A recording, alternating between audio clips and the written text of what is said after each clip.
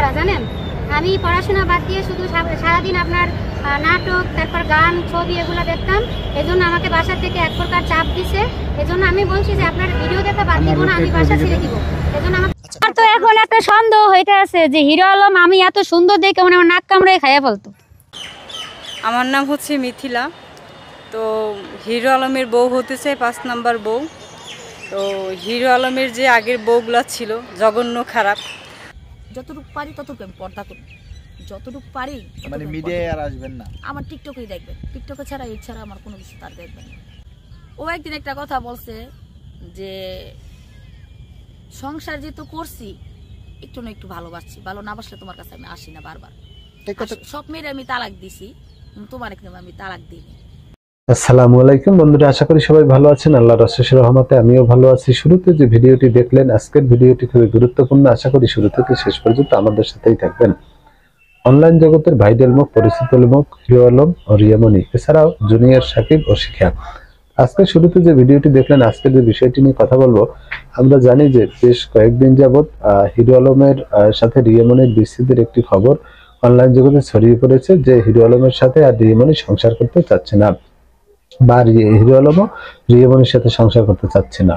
এরপরেই কিন্তু অনলাইন জগতে যেহেতু কথা রয়েছে যে হিরো আলম বেশ কয়েকটি বিয়ে করেছে, যখনই রিয়ামণির সাথে হিরো আলমের বিচ্ছেদের খবর শোনা গেছে, এর ভিতরে কিন্তু বেশ কয়েকটি মেয়ে সাক্ষাৎকার দিয়েছেন। তারা জানিয়েছে তারা হিরো আলমের পঞ্চম বউ হতে রাজি আছেন। তো কি কারণে হিরো আলমের পঞ্চম বউ হতে রাজি আছেন, এই ব্যাপারে আমরা দুইজন ব্যক্তির সাক্ষাৎকার নিব বা শুনবো, যারা কেন হিরো আলমের পঞ্চম বউ হতে রাজি হয়েছেন সেই বিষয়টি শুনবো। এরপরে আমরা শুনবো জুনিয়র সাকিবের টুনটুনি কেটে দিয়েছিলেন শিখা, সেই শিখা আর অনলাইনে কাজ করতে চান না, এছাড়া তিনি ইসলামের পথে ফিরতে চান। এইসব বিষয় নিয়ে আরো তিনি কথা বলেছেন, তার বিষয়টিও শুনবো। তো শুরুতেই আমরা হিরো আলমের পঞ্চম বউ হতে চেয়েছেন এরকমের দুইজন ব্যক্তির বক্তব্য শুনে আসি। ছোটবেলা থেকে আপনাকে দেখতে দেখতে আপনার জন্য আমি ফ্যামিলি ছাড়া, জানেন। আমি পড়াশোনা বাদ দিয়ে শুধু সারাদিন আপনার নাটক, তারপর গান, ছবি এগুলো দেখতাম।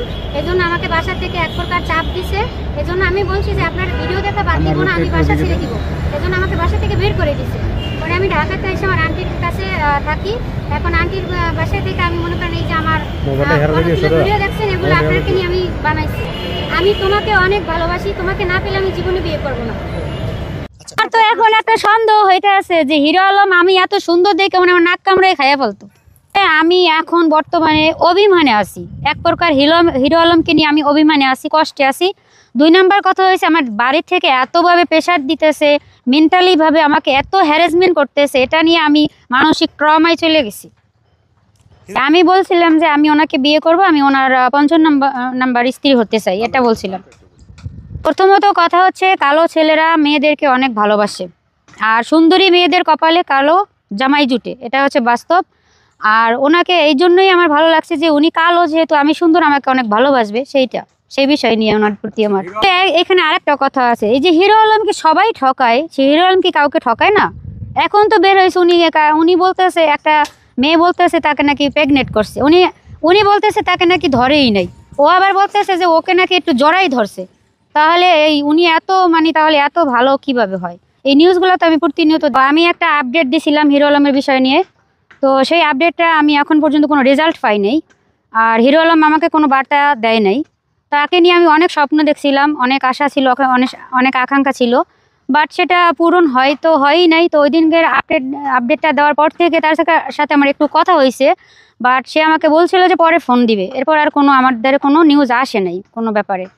তো ওই বার্তাটা দেওয়ার পরে মনে করেন আমি আসলে এমনভাবে মনে করেন মানসিকভাবে হেনস্থা হইতেছি, সব দিক দিয়ে চাপ। তারপর আমার মনে করেন বাড়ির থেকে তো সবাই এটাকে নিয়ে মনে করেন একটা খারাপ দৃষ্টিকোণ থেকে আমাকে অনেক হ্যারাসমেন্ট করতেছে। আর আসলে হিরো আলমের বিষয়টা নিয়ে আমি খুবই আমার আক্ষেপ ছিল যে ওনাকে পাওয়ার বা ওনাকে আমি বিয়ে করবো, এরকম টাইপের আমি একটা বার্তা দিছিলাম। তো ওনার পক্ষ থেকে আমার কোনো একটা ভালো রেজাল্ট আসে নাই, বরঞ্চ উল্টো বিলে আরও আমি অনেক হ্যারাসমেন্টের শিকার হয়েছি। একটা মানুষের ভিতরে মনে করেন সব মানুষের ভিতরে খারাপ সাইড, ভালো সাইড থাকে। যেমন আমার ভিতরে খারাপ সাইড আছে, ভালো সাইডও আছে। আর আপনারা সবাই মানুষ হিসেবে আমি মনে করি এটা সবারই এটা আছে, নেগেটিভ পজিটিভ দুইটাই আছে। তো থাকার কারণে উনি মানুষ হিসেবে ভালো, সহজ সরল একটা মানুষ, মানুষকে অনেক ভালো জানে। এই হিসাবে ব্যক্তি হিসাবে উনি ভালো ছিল, এই জন্য আমি বার্তাটা দিয়েছিলাম। আসলে আমি এটা জানতাম না যে ওনার 5 নাম্বার, এখন দেখি যে ওনার 5 নাম্বার স্ত্রী বের হয়ে গেছে এবং 6 নাম্বার স্ত্রীও আবার 2 দিন পরে বের হয়ে যাবে, তাহলে আমি আবার 7 নাম্বার সিরিয়ালে পড়ে যাব। আমার নাম হচ্ছে মিথিলা। তো হিরো আলমের বউ হতে চাই 5 নাম্বার বউ। তো হিরো আলমের যে আগের বউগুলো ছিল জঘন্য খারাপ, অনেক ধোকা দিয়েছে, কষ্ট দিয়েছে, আঘাত দিয়েছে, কিন্তু আমি আঘাত দিতে চাচ্ছি না। তো আমি তাকে মনের মতো সাজিয়ে সংসার করব, আমি আমার মতো করে তাকে সাজিয়ে সংসার করব। আর ওনার মধ্যে একটা মন আছে, অনেক সুন্দর একটা মন আছে। তো হিরো আলম কি আমাকে মেনে নেবে না? অবশ্যই মেনে নেবে। তাকে আমি অনেক ভালোবাসি। ভাইরাল হওয়ার জন্য হয়, কিন্তু বাট আমি ভাইরাল হব না, আমি ভাইরালের জন্য বিয়ে করব না। আমি 8-10টা সাধারণ মেয়েদের মতো সংসার করব ওনার সাথে, 8-10টা মেয়েদের মতো থাকবো, ঘরের বউরা যেভাবে থাকে আমিও সেভাবেই থাকবো। তো আমি এভাবেই থাকতে চাই ওনার সাথে। মনে আছে যেমন আগের যে বউগুলো, ওনার বউগুলো অনেক কষ্ট দিচ্ছে, তো উনি কষ্ট পেয়েছে, অনেক সময় কান্না করেছে, নীরব হয়ে বসে আছে। ওনার ঠিকমতো উনি কাজকর্ম করতে পারে নাই, দিন রাতে 24 ঘন্টায় তাদের কথাই নিয়ে ভাবছে যে কিভাবে আমাদেরকে কষ্ট দিচ্ছে। তো সেই তুলনায় আমি ওনাদের মানে হিরো আলমকে আমি ভালোবাসবো, সংসার করব, মনের মতো করে থাকবো ওনাকে নিয়ে, এবং তাকে নিয়ে ঘুরতে যাব, প্রত্যেক শুক্রবার বৃহস্পতিবার ঘুরতে যাব, যদিও উনি সময় পায়। আর না থাকলে তো আমি ঘরে থাকবো, উনি কাজ করবে। এই তো করলে আমার স্বামীর সাথেই করব, হিরো আলমের সাথেই করব, তাই আমি বাহিরে করব না। যা করব ঘরের ভিতরেই করব, আমার স্বামীর সাথেই করব। আমার ন্যায় তা আমি ওনাকে বিয়ে করব, ওনাকে নিয়ে থাকতে চাই, সারা জীবন ওনাকে নিয়ে কাটিয়ে দিব। তো বন্ধুরা, আমরা দুইজন মেয়ের বক্তব্য শুনলাম যারা কি কারণে হিরো আলমের 5ম বউ হতে চান সেটা বলেছেন। তো আমরা দেখেছি যে হিরো আলম কিন্তু আলোচিত সমালোচিত ব্যক্তি, 3 থেকে 4টি বিয়ে করেছেন, তারপরেও তার সাথে পরবর্তীতে মেয়েরা থাকতে চাচ্ছেন না বা থাকতে পারছেন না। এরা কি কারণে 5ম বউ হতে চান হিরো আলমের, সেটা আমরা শুনলাম। জুনিয়র সাকিবের টুনটুনি কেটেছিলেন যে শিখা, সেই শিখা আগামীতে তার যে পরিকল্পনা রয়েছে, কিভাবে তিনি তার জীবন পরিচালনা করতে চান সেই বিষয়ে কি বলেছেন, চলুন তার মুখ থেকেই শুনে আসি। না এটা আপনাদের মুখে শুনি। ভাইয়ারা আমারে ফোন দেয়, যে ভাইয়াদের সাথে আমি কথা বলি, বাংলাদেশের থেকে বলেন অথবা বাইরের কান্ট্রি থেকে বলেন, তাহলে ওনারা আমার কাছে কিসের জন্য ফোন দেয়? আমার এখন এটা প্রশ্ন, ওনারা কেন আমার বিয়ে করতে চায়? হয়তো আপনার বাড়িটা লিখে নেওয়ার জন্য। না এগুলো তো আমি কিছুই দেবো না, এগুলো আমি কখনো কোনো ছেলের আমি টাকা পয়সা আর কোনো খাতি করবো। যেহেতু সাকিব লক্ষ লক্ষ টাকা দিচ্ছে, এখন আমি আর কেউ দেবো না। না আমার মেয়েরে, আমার ছেলেরে তারা নিয়ে বিয়ে করতে চায়, তাই ওই বিয়েতে আমি রাজি হই না কেন? আচ্ছা, শিকার লাইফটা কিভাবে সেটেল করবে, বাকি জীবনটা কিভাবে কাটাইবে পরিকল্পনা? এখন ভাই, যদি মেয়ের বাবা যদি ভালো হয় তাহলে ওর সাথে সংসার করবো, নাহলে করবো না। আর আমার ছেলে মেয়ে নিয়ে আমি এখান থেকে চলে যাবো, এখানে আমি থাকবো না। এখানে আপনার 2-3টা জিনিস, এখানকার ওয়েদারটা ভালো না। প্রথম, আমি জেলখানে থাকতে যে গায়ের রংটা নিয়েছি, আমি কালো হয়ে গেছি।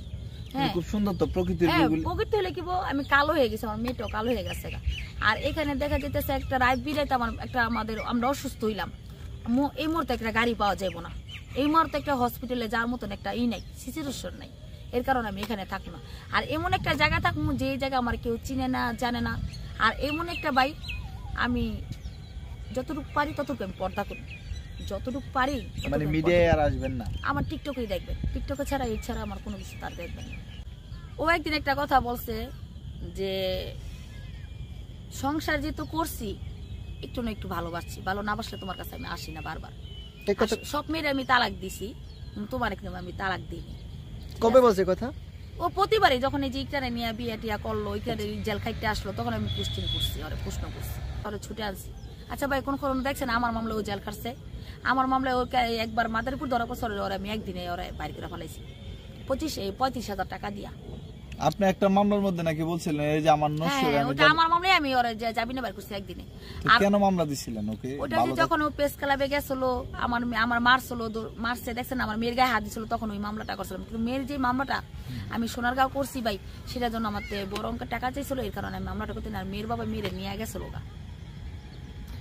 এখন কি অনুতপ্ত হয় যে আসলে যাই হয়েছে তো ভাই ও বিভিন্ন ওর পেজ দিয়া ওর আইডি দিয়ে আমার সাথে হয়, মানে আমার সাথে অ্যাড হয়, অ্যাড হওয়ার লগে লগে সাথে সাথে আমি ব্লক করে দিই। টিকটকের থেকে বলেন যে কোনো ইয়ে থেকে ওরা আমি ব্লক করে দিই প্রতিটা জায়গায়। তো বন্ধুরা, জুনিয়র সাকিব, শিখা এবং হিরো আলম সহ রিয়ামণি সহ যারা রয়েছে তাদের এই যে এই ভিডিও সম্বন্ধে আপনাদের কোনো মতামত থাকলে অবশ্যই আপনি আপনার মূল্যবান মতামত কমেন্ট বক্সে কমেন্ট করে জানাতে পারেন। নিয়মিত সকল ভাইরাল সংবাদ পেতে আমাদের চ্যানেলটি সাবস্ক্রাইব করে আমাদের পাশেই থাকবেন এবং ভিডিওটি ভালো লাগলে অবশ্যই লাইক করবেন, কমেন্ট করবেন, শেয়ার করবেন। দেখা হবে আগামী ভিডিওতে। সেই পর্যন্ত ভালো থাকবেন। আল্লাহ হাফিজ।